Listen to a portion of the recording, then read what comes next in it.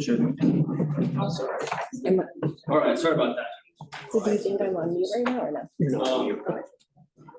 First off, I'm Lance Corrado, Director of Business Licensing. The whole intent of this whole code rewrite is to streamline, modernize, make everything more efficient. The first stage of that is to just get community input. And we don't have a draft for you right now. We don't have recommendations for council. We don't have anything like that. We just have, we're using this opportunity to talk about what bothers you about the business license code, what can be better, what can be more efficient, things of that sort, okay? Alex, can you hit the slide? Yes. Try to.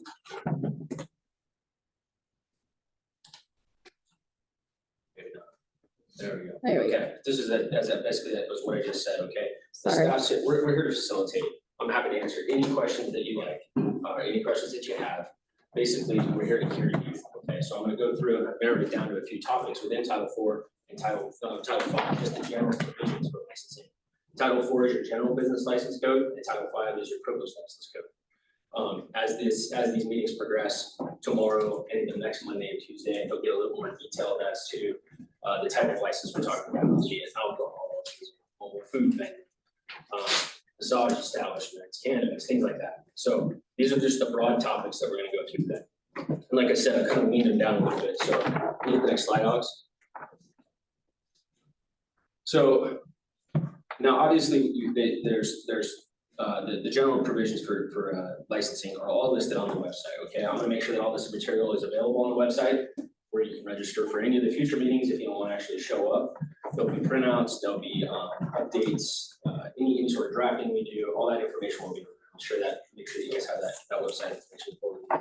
What I've done here is I whittled down to like the basic things that we see internally as a need to modify, and that we get complaints about, maybe that they're just confusing, things like that. I'm gonna go through a little bit of these, and then I want anybody at any time to jump up and say, oh, there's something on this screen that I wanted to talk about that you didn't bring up. So feel free to just raise your hand and we'll go through, and that goes for the Zoom callers as well. We'll let you in and let you ask any questions that you need. So just to get started here, the business definition, we get this a lot. What constitutes a business or doing business? And a lot of times the questions come in when we're talking about consultants, people that are out of state. There's also a provision in this section about being a landlord, having rental units on 3 or more rental units on one parcel. So we get a lot of questions like, how can you charge me business? Like, I have 3 rentals. What gives you the right to do that? It's in this part, right? If this is the kind of thing that is been an issue for you, if you'd like to talk about it, I have recommendations on how to change that. Happy to hear those out. And if you're not comfortable raising your hand or talking about this, you can also submit to our website too. We have an email, we have a web form that you can put anything you want. So don't feel like you have to say anything, but please feel free to jump in if you want. Existing businesses, we get a lot of questions about how to transfer a license. Say I'm buying a business from someone else, how does that procedure work? Who's liable for what at what times? The code itself can be a little confusing on who's responsible for what and how long it lasts. We do have waivers to operate under separate business licenses when you're buying somebody up, when you're taking over a business. But again, we get a lot of questions on that. So that's something that we want to collect comment on. The application process. I'll intertwine that with the approval process as well. We get a lot of people that come through the process. This more applies to the privilege side of things, but it can in the general side as well. What's going on with my license? Why is it taking so long? Who's looking at it? Why does the building department need to see it? Why does the fire department need to see it? They're all written in code for a specific reason, right? But I'm not saying it's the best efficient way. So we want to take any input from people that say, hey, I saw this happen when I got my business license. I think it could be better this way. Maybe you're right, maybe you're wrong, but we'd love to hear what your thoughts are on it. Okay. Renewal of license, this kind of goes in line with your when an expiration comes through. So generally speaking, licenses are 12 months at a time, unless they're a quarterly license. So once that expires, then you get a grace period of 60 days to pay. And then noticing starts happening after that. A lot of people see this and they say, well, I thought I still had an active license, even though it's been 14 months since they first got it. They've lapsed. They want extra time, they want less time. Some people want to see more penalties for the people who aren't paying. Some people want to see less penalties for the things that you know, specific instances that come up, like why can't I get a waiver on this or that? There's a lot of there's a lot of debate around if this period is too long, and a lot of people say that, you know, it was so long ago I forgot it existed. Well, we're here to remind you that these things exist, but the city just does that as a courtesy. Your credit card bill is due on a certain day, your license is due on a certain day. You don't get constant reminders, right? Hey, your upcoming payment. But we do this and we try to help people out, and then they think we're pestering them. So maybe there's a better way, and we're glad to hear that too. Payments, that kind of goes along with the same thing, and penalties, I kind of touched on that as well. Before I move on to chapter 5 stuff, does anything jump off the page? Does anybody has a comment on it, question on it? So, my name is Drew Remark. Yeah. So you say we're trying to streamline it. What are we trying to fix? I guess I don't understand, because what's trying to be solved here? So. What's the problem currently under the current rules? What sections are bad or contradictory versus what needs to be fixed? So there's contradiction between multiple of the sections, just little things that can throw stuff into a spiral. This stuff right here is the pretty broad, bland stuff. This is pretty straightforward. When is it due? How much, you know, you have to pay based on the fee schedule. This is how much you're penalized if you don't. There's not a ton of contradiction in here, but it is outdated language, and it's in need of update and a review. And if you all love it and it's fine, I'm happy to collect that comment as well. So are we gonna change the taxes for the licensing? The fee schedules are addressed at the annual budget hearings. So scheduling is, fee schedules are not a part of our code. Some jurisdictions have that, but not in Reno. It's a totally separate process. So once a year, when the budget process starts, generally speaking in April, May, April-ish, you'll see presentations at council, and they'll say, oh, we're recommending a CPI increase, or we're recommending these fees just be eliminated because they fall under another fee, or we're expecting a hike in something else. So those don't get put into code. They're to discuss those, showing it to the budget hearings and putting your input in the best way. Yes, sir. One thing that stands out is the renewal. Now, maybe this is just an experience, because I don't know how it fits in with the code, but it's like you get a renewal and you do it on time, which I know my wife's pretty good about that. And then it seems like you could get into a black hole. So it's like you are responsible for renewing it on time. But I know when she's made some inquiries, and I don't know if it's because we handshake with the vendor to take the payment, but it's like, where is the license? It's like, I don't know if in the code there's a responsibility spoken on the city, the admin side, to actually say, this is when you should get it back, or this is our responsibility to respond to you. But it's like, we've had this like, oh, we don't know if it's been processed by the vendor, you should get it. And then, well, maybe it doesn't come, you know, if you're legit, or if they're looking at whatever. And anyway, that's what stands out to me in the renewal process. So I don't know how that could be addressed in the code, but it's like, you're kind of like, oh, okay, I gave my money and I'm in the good. And then you're like, oh, something's going on, I don't know what it is.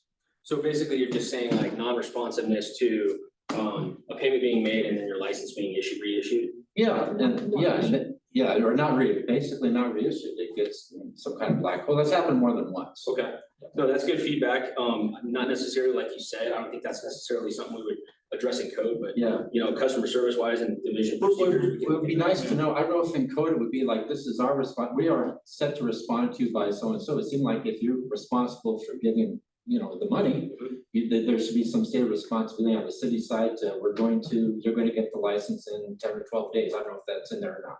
No, and that's definitely something that could be addressed. Now, outside of the code, which I get on his, I wonder if it's just as simple as when you put that renewal in the system, trigger an email saying your renewal has been processed. Please go here to print a copy of the new license. Sure. Just so that it's quick and easy. Sure. Because he's right. You pay it and you presume everything's right.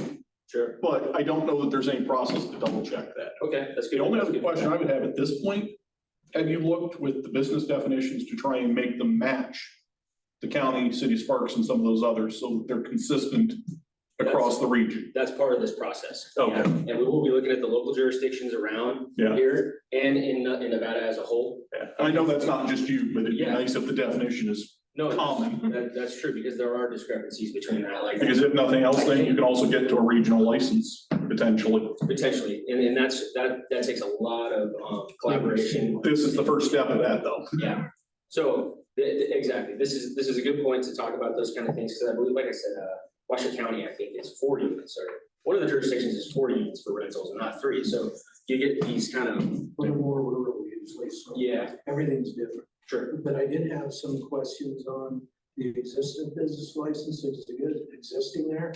And the thing is, like, if you have a grandfathered in business, then why do they still, sometimes they'll make you do some of the new things, like you're reapplying, that you're already grandfathered, it's been approved for that. So it's just a wasted step to, yes, you go through the application, but then the approval, once you've had a certain business there for 22 years, sure, and then if they don't give you that license and they've evaluated the property, that's a new can of worms for the city.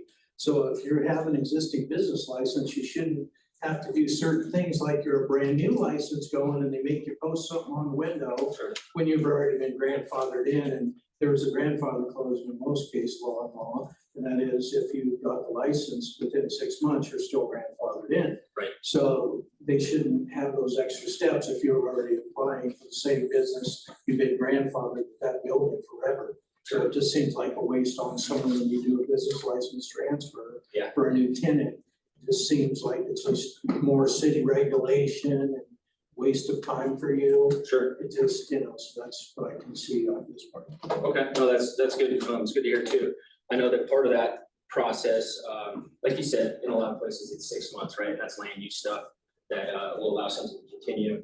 And I think that the business license applications primarily are they're used to say like, well, this has been ongoing for 20 years. Maybe building needs to take a look and make sure it still looks how it should look. And maybe there was unpermitted building, or maybe fire wants to take a look. But I do see exactly what you're saying as far as, it's the same thing happening, and it was happening yesterday, why can't it happen tomorrow? They just built an old building, try to bring it up to code on everything. Exactly, yeah, That's against the law too. sure, yeah. And we have seen multiple scenarios like that. But that's, yeah, great, thank you for bringing that up. Any other questions on this stuff for the time being? Anybody on Zoom? No. No? All right, go to the next one. I did have one more. Oh, sorry, yeah, go ahead. Sorry about that.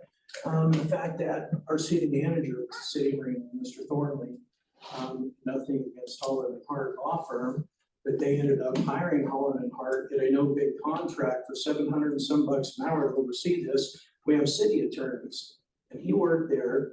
It didn't go before the council, and it just got approved, didn't go to bid. And then here we're paying that absorbent amount, so they're gonna write whatever they write. And they're a good law firm. I'm sure the gentleman gets 7-something hours, a good attorney. So I'm not trying to offend anyone, but since we do have an army of attorneys at the city, why aren't they doing their job? We spend a ton of money on outside, labor and attorneys for money grabs, and we'll see if later if it's gonna be that or not, but that's why I'm here. So I didn't appreciate them doing that. I think it's a waste of money. So I didn't like that part either. Okay, yeah, thanks. So in chapter 5, as I said, chapter 5 is the privilege license code. Generally speaking, there's not a whole lot in this initial portion, this initial chapter of the privilege license code. Most of the chapters like alcohol, gaming, massage, cannabis, towing and booting, secondhand, those things like that have their individual laws and requirements, restrictions all built into that. Right? So this is just kind of the general portion of it. To talk about what, to give you an idea of the privilege license process, I don't know if anybody, I know at least one person is a privilege license holder, and there's a few representatives here as well, but the process is generally speaking to put the applications in, to go through the process. It could go to council at any given time, as long as planning approved. Council could be approving a half approved application, right? They may be building fire and environmental control hasn't even seen the process yet, but council's already approved it. So there also gets to be confusion of like, oh, the council approved me, I'm ready to go. In some jurisdictions, that's the case. Council's the last one to hear it, right? In Reno, it's not the case right now. So it generally speaking, can build some confusion on the application process as a whole. And I know that there are a lot of other jurisdictions that do streamline this process and allow for temporary business activity, yeah, and it can be revoked if nothing's approved at that time. Ours is a little different, right now, you can get to that process if you've had a background check and it's been on file for at least 30 days and everything else is approved, you can, but it's a little bit different and it seems to hold people up. So we're open to comment on that as well, just to make the process easier on the applicant and the business owner. It's not just we, so. I mean, I guess I could comment on that. So Sure. part of the problem is, so when I have a bar, so if I'm opening a new bar, new space, I have to have the liquor license, have to be approved, before I can go to distributors to get the Right. spirit. But I can't get that license until health signs up, until department signs up, until fire signs up, even though council and you guys have approved the license and the background check has been passed. So I guess that's what you're talking about. Exactly, yeah, it creates a mad rush, but you Yeah. gotta figure it out right then and there. We can't even get the spirits in and start working the bar, start tasting things, creating a menu until a tiny little thing's checked from another department that's irrelevant. Sure, yeah, and that's some of the stuff that we see too, so I'm glad to hear some agreement with that, because we think the process could be better. It could be a lot smoother, yeah. So is the definition of a privilege versus a general licensing code that you're serving alcohol? or Not like- necessarily alcohol, it's the strict definition or the purpose of this, it spells it out pretty better than I will say. Regulates activities which are found by the city to require higher demand of city services affecting the economic, social, health, and general well-being of the city and its residents. So it's anything more than just, I'm a manufacturer, I'm making something, a home-based business, I'm making cutting boards, or I'm selling clothing at a retail store. It's something where there's a privileged aspect to what you're doing. Sure, so like, I guess regulated The atmosphere. reason that I'm showing up to this is one, for my own interest in getting my own business license, but also this is the second time I've worked for a nonprofit here. The first time was a farm when we were working on farmers markets, and the second time it's a community space and trying to do different community events. Some of the hoops that we've jumped through for different permits and different, we're trying to do a benefit to the community and we're getting barred at every turn.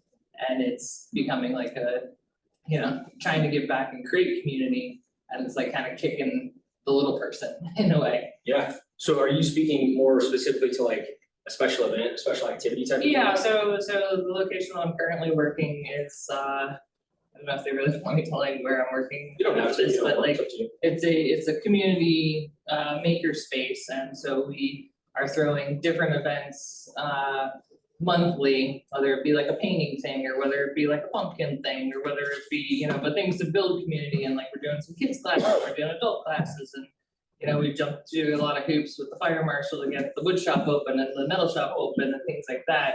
And we're trying to keep it affordable for the community members to be part of the space, and it, to throw a small event that then has, 6 or 7 vendors that are outside of our overall license, like the extra hoops to have them in selling, whether it's, a ceramic or a baked good or whatever. Sure. It's. Yeah, no, it's overwhelming, and there's a lot, like you said, there are a lot of hoops. I would recommend coming next Monday. Yeah. We'll talk about special events and activities. Yeah. And I think that we're gonna share the same sentiment. Okay. But yeah. But so just like, specialty wise is just anything that's like not you as an individual running an individual business, you're. So Okay. these privilege licenses do affect special activities and events to an extent.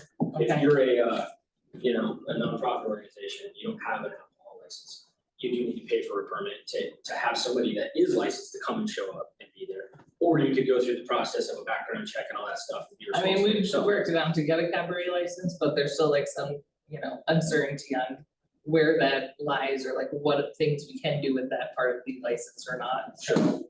Yeah, no, that's. Is it reasonable to say the privileged licensors are one where you're looking more at suitability of the operator, not just the business? Is there a way to explain it? It's a combination. So of liquor, Because when you're talking adult, something about, like that. yeah, because we're talking about zoning, we're talking about Right. adjacency, but then also the operator, you know, are they someone that's suitable and capable of operating a bar or a cannabis? Where a sewing or something like that, Yeah. realistically, they're not interacting at that, where they need to have that special training. Exactly.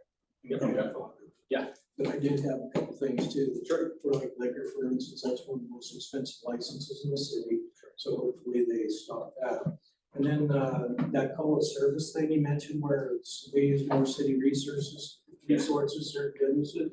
Well, for an example, like your call of service formula is all messed up, because all of a sudden that if there's a landmark like this happened to a packaged liquor store right there by the bus station, and they have fights there all day long, so everybody's calling it right there, and then the market there gets calls of service. Even though that's not the case, and it's happened on numerous things, like West Second Street Bar had that issue. Anyone that gets pulled over there, they get the call of service. And there was another place that was it was the Imperial at the time, and going way back, they were closed and had a whole bunch of calls of service after they'd been closing at night. So with that formula, I hope you're not gonna try to mess with businesses too. And then another thing that occurred, one of my tenants before a long time ago, there was a business that was in there for 14 years. And then all of a sudden, we got a new fire chief, and through public safety, they can do all kinds of things to you, where he changed the definition of the distance between the door. Where architects and everyone goes from the inside and around things, and that's your distance. And it operated for 14 years. Then he randomly called it a public safety thing and did the occupancy from 300 to 50. Talk about a business killer too. You put another door in. So instead of one, we put double doors there, but they can randomly do that, even though it's 14 years later and they did all the fire inspections all them years. But these are some of the things that aren't very business friendly to property owners, and they never had an issue. Okay. Yeah, thank you. Yes, absolutely. A little more, less specific to business licensing, but our obviously has work cards. And those could be, generally, if you're working for some of these privileged licensees, you could be required to have a work card. The process is pretty straightforward, but I thought I'd here to see if anybody had any issues with the current process of obtaining a work card. Generally, it would be like they're like if you work for cannabis, right? Or we still, Alex, do we require those, or that's just the state? It's a state. So that's just the state for those. For the, and within the city, work cards would be adult entertainment, things like that. So there's a process for that. Adult interactive cabaret work card, same thing. And then work cards be in possession. Again, if nobody's having any issues with work cards at this point or any questions on that, then I'll just let it lie. It's a bit outdated, so we're gonna refresh it. Specifically, have to be maintained on the person at all times, and this seems to be an issue for some people. So businesses like bar establishments are required, bartenders are required to have cards from the state acknowledging that they can pour, and they're aware of how much somebody should have, things like that. Those cards are left on site, and at times copies of them, things like that. So no matter if no one has any questions on that. One comment. Yeah, go ahead. Sorry about that. I No, just no worries. went through all these things. So now too, this is a non-ground shop state to where we're not responsible. Some bar guy could have gone to the bar next door and drank 20, but he looked okay, and then you can serve him a drink. But the second they leave your establishment, you're not responsible. That's a state of that. Yeah. So, you know. Yeah, some of these laws redundant. intertwine and Not are responsible. redundant, and that's part of this process too. You know, in cleaning this code up, there's a lot of redundancy and a lot of reference to specific state laws where we think the code can be a lot more readable to everybody by just saying like, yes, this is governed by the state, this is the statute, point in that direction, and not repeat the entire statute in the code. Because I think a lot of people look for answers in the code and they lost them. Can I just ask a question? Sure. If someone is running a licensed business, I don't know if it would be a lawn care or just something else, who's responsible for the enforcement penalties for that? How does that? That goes through our office as well. We have compliance officers that are, if we get notified or if we notice it just through advertising, things like that, we'll notice the person. And then if we find that they've been doing business and they've been doing retroactively, they can be penalized. It all goes through our office. Okay, yeah. Not the police, just your office. No, just a business license. Unless it's like a contractor's or an engineer where you could go to the licensing board You at could, the state level as well. yeah, I think when something like that happens. Contractor's license or something like that. Yeah, we take our actions, Yeah. but we also involve the outside regulatory agency, you know, be it the gaming control board, the cannabis compliance board, contractors board, Engineering board. so many, yeah, cosmetology. Code enforcement. Yeah, code enforcement also a lot. A lot of times it's, I know HOAs will say, talk to code enforcement at the same time. Code enforcement can actually, on a lot of getting off a little bit, code enforcement can get things done quicker than HOAs in some cases. Sure, depending, yeah. You nailed that one right, buddy. Well, it's because of the challenges the HOAs have in dealing with stuff and the restrictions they have.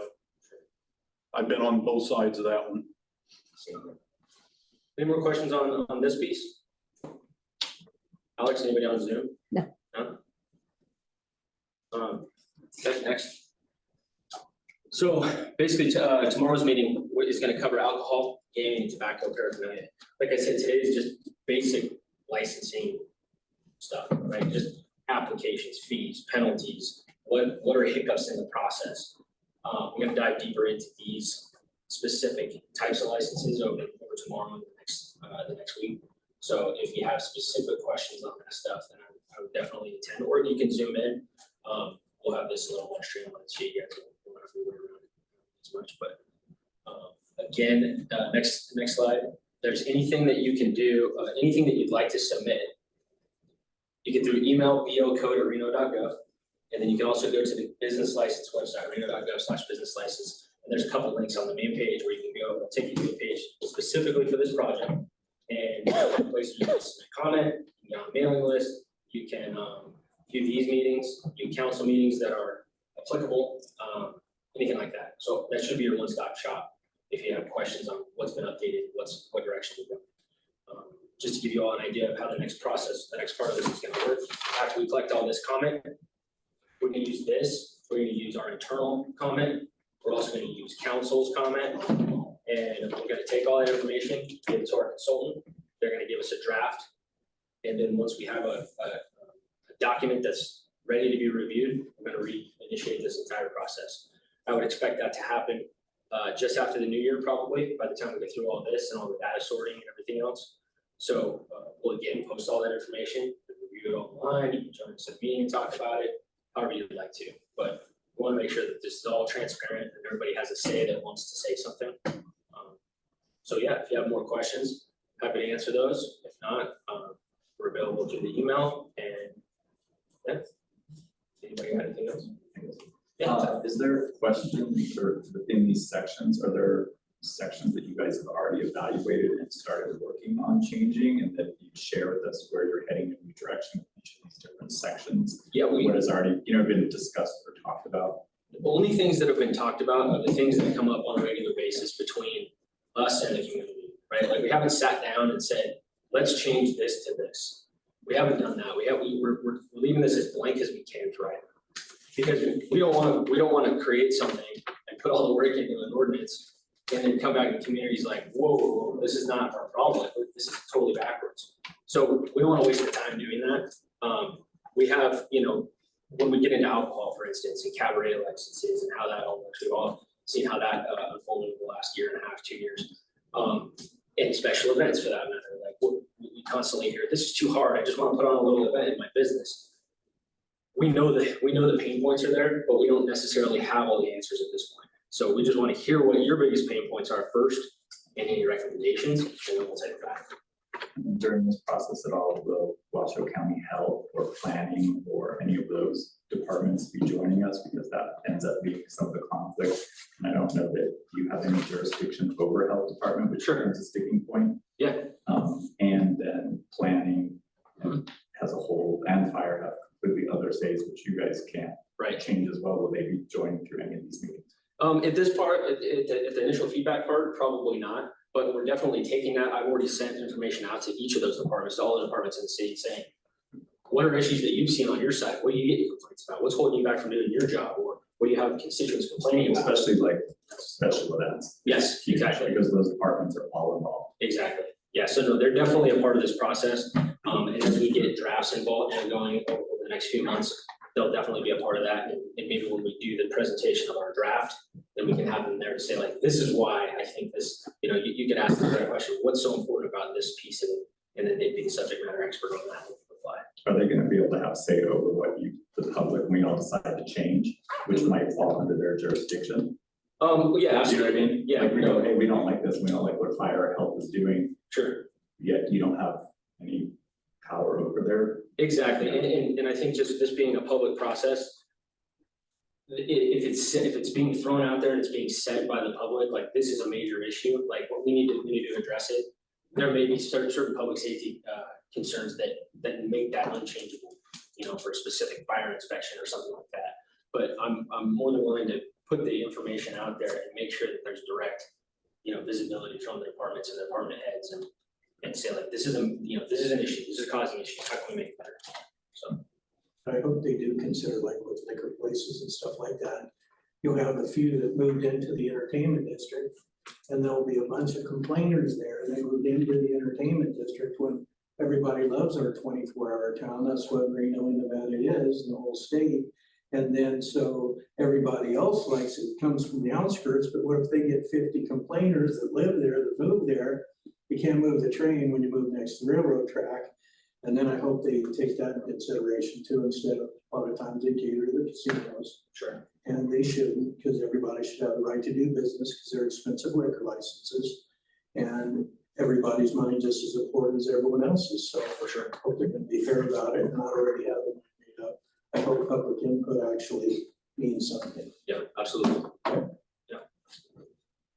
The one thing, it's been a while since I dipped into the city code, but when I have had questions, it seems like I've had like two worlds happening. One's the simple English version of something. Sure. And the other is like, okay, it sounds like a lawyer was trying to be simple or somebody simple was trying to be a lawyer. Sure. So when this vendor attorney, when they get together and do it, are they going to strive to, simplify it so that you don't have to without your Absolutely. legal At resources? the end of the day, if it's easier for you to understand, then it's easier for us to do our job, right? Exactly. Because then there's less issues, there's less questions, you know what you're supposed to do, we're here to help you along the way.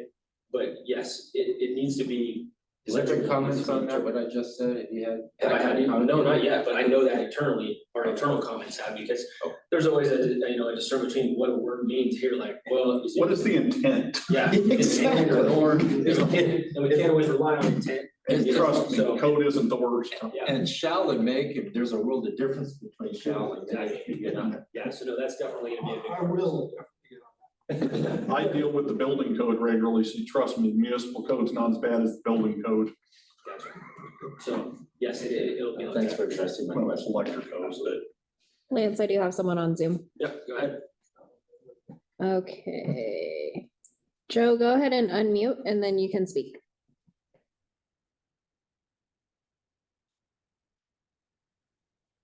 Joseph, if you want to speak, you can unmute yourself.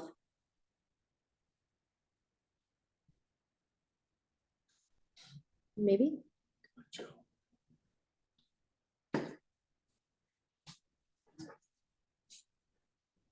While she's handling that, does anyone else have anything? Like to touch on? Regarding what we just said, I Yeah. think that the hardest thing for business people is the ever constant changing unwritten regulations that are applied unequally depending on what relationship you have with somebody. And that's a huge frustration for me. Yeah. And I've seen it at a lot of different levels. What was mentioned is the intent of the regulation. I've seen some state laws, other state laws where it doesn't have it, but some state laws, they put in the intent of the law or the regulation in the very beginning of it as they write it. Why don't we just put the intent, this is what is supposed to happen, this is why these regulations are this way. Yeah. And that way, when you do get down the road 10 years from now, and you go, well, that was the intent. I was there at the council meeting. If you just got it written right there, Right. 10 years later, it's a whole lot easier to keep understanding what problem you were trying to solve. I agree, and there's a lot of the current code does have a purpose, or a scope that's at the top of the regulation of that Right. chapter, and it's not perfect. right? It's fuzzy. It's looked like they tried to do it at some point. To give you an example of the, like of the auctioneer's code. It talks about, I can't remember the specific naming, off the top of my head, I don't have it here, but it talks about, calling out for bid, right? And it makes it sound like you must be a person standing here saying, next item, next bidder, next blah, blah, blah. Well, the world's evolved since 97 when that was written. Now there's a lot of auction sites on the web, right? Well, the intent was an auctioneer, right? It doesn't say an auctioneer on the web, on the internet. It says a person standing there, so we'll get an argument about that, right?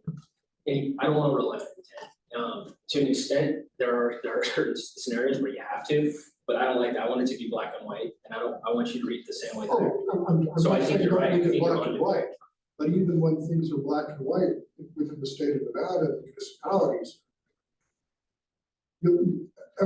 Here's the cycle that I've seen, it's about an every 4 to 5, 6 year cycle, is you get a new bunch of bureaucrats in a department. And then they've discovered that, well, I haven't liked this for all these years, and what's gonna change it here, and we're gonna do this, we're not gonna tell anybody about it, we're just gonna do it. And then they come out with small businesses, and they come out and they tell me, well, we're doing it this way now. You read the regulation, you go, where does it say this? Well, that's just how we're doing it. Sure.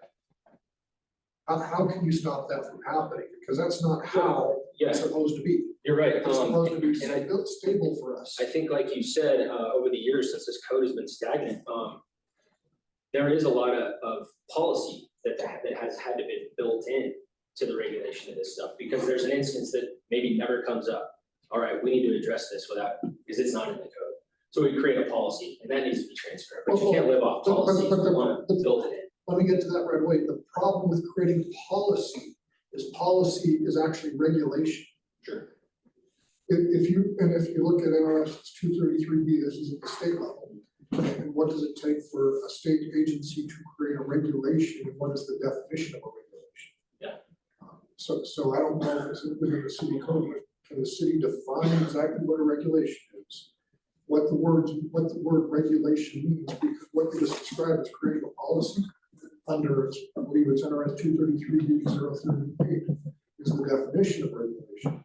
And if you create a policy under state law, that is a regulation. Sure. And if you've done that without due process, you just violated my 14th Amendment rights. No, you're right, and I think most How of do the we time. stop that? So, yeah, exactly. There has to be, some of the specific chapters give the ability to, city manager to designate certain things, right? But that's not always the case because, like you said, things change and we wanna go through the public process. We don't wanna just show up one day and say, yeah, this is how we're doing it. See, I wrote it down. See, I told you, this is how we can do it.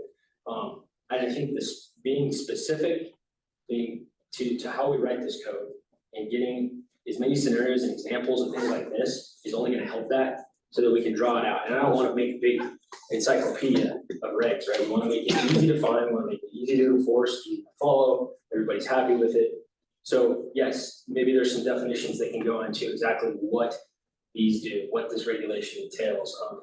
That policy, certain policies can have to take a certain route. I think those are all good comments and things to consider for this. I would argue with some, I would say all policies have to go through a due process or they're under violation of the Constitution. Fair, yeah. Because you as government are implementing your will upon the citizens. And unless we've had public hearings and our elected officials have voted on those, or there's a process for a non-elected official to vote to create that, there still has to be community notification, due process put into it, and in our republic, we've got our representatives, but our representatives aren't truly representing us a lot more. It's mostly the bureaucrats that are running these agencies that have created these unwritten policies and gone out and enforced them.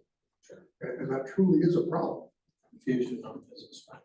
Sure. That's another thing. I hope this gets business friendly. Start making it for your families now so we can pay our license fees and take care of our families and. Right. Business friendly is always good, but clarity is good too. Absolutely. But hopefully represent the people instead of more making it harder. Sure. Absolutely. Perhaps the answer is in the question of where did this policy come from, or is it being applied correctly?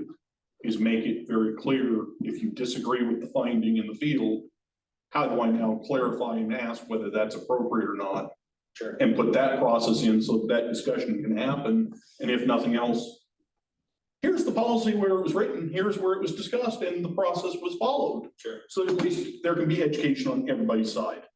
for sure. Because if there's a way to go through and have that discussion in constructive means, it's not a fight, it's now, I don't agree, let's find a solution that works for everybody and make sure the law is correctly being applied. Exactly. Should be under the website for public information, all these things, which Devin Reese wanted to purge a lot of the old records. So that didn't make any sense to me. Why would you not be transparent? Sure. So. Thank you. I was just wondering, will this go into like a breakdown of like what the fees are and why? So the fees themselves are a total separate a separate animal, right? They're All not- that would happen through the budget hearings? Yeah, they all happen through that. And the business licensing code references the city council approved fee schedule. Is that reviewed once a year? Is Yep, that- it comes back every year. What month is that? The process starts in like, I wanna say April-ish, right? And then they do a couple meetings, like maybe one in April, one in May, and then finalize it in June, goes into effect July. Don't quote me on that, it's something to that but effect, yeah. yeah. Okay.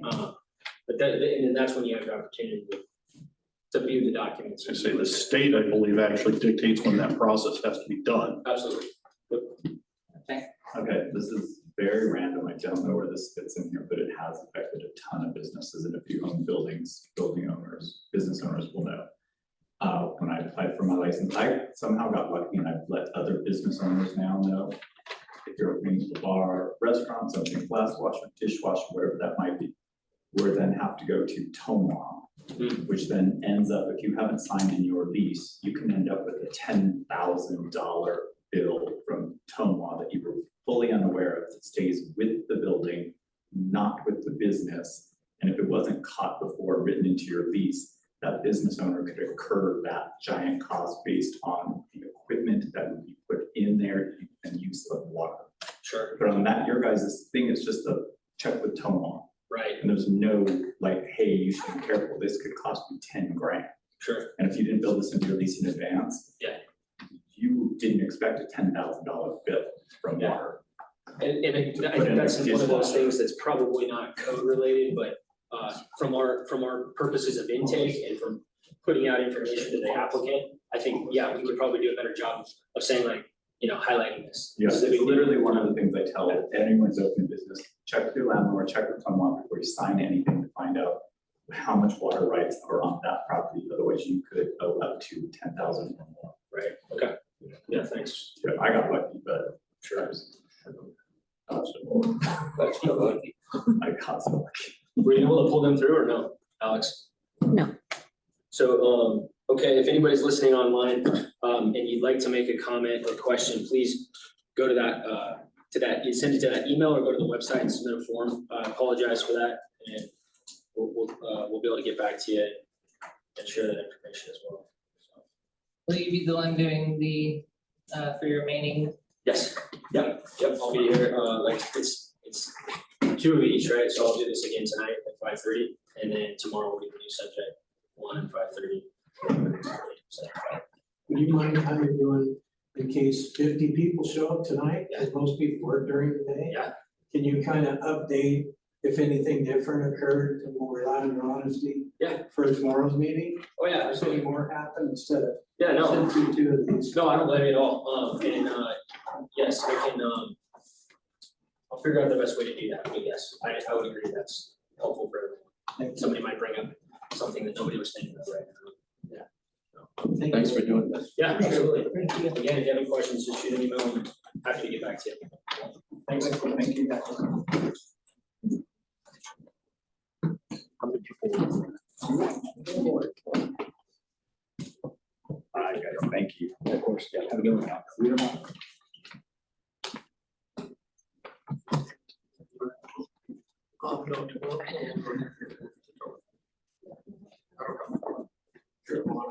Well, I just got buildings. No, it's director. Yeah, yeah, Lance Farrar. Alice Shelley. Thank you. Yeah, Appreciate it. yeah, come back on next Monday for sure. Yeah, I don't know that tomorrow necessarily relates to me, but I may come after. work Sure, and come help. along. Okay, thank you, Nice to meet appreciate you. you. Information is always power. That's right. Yeah, of course. Not you.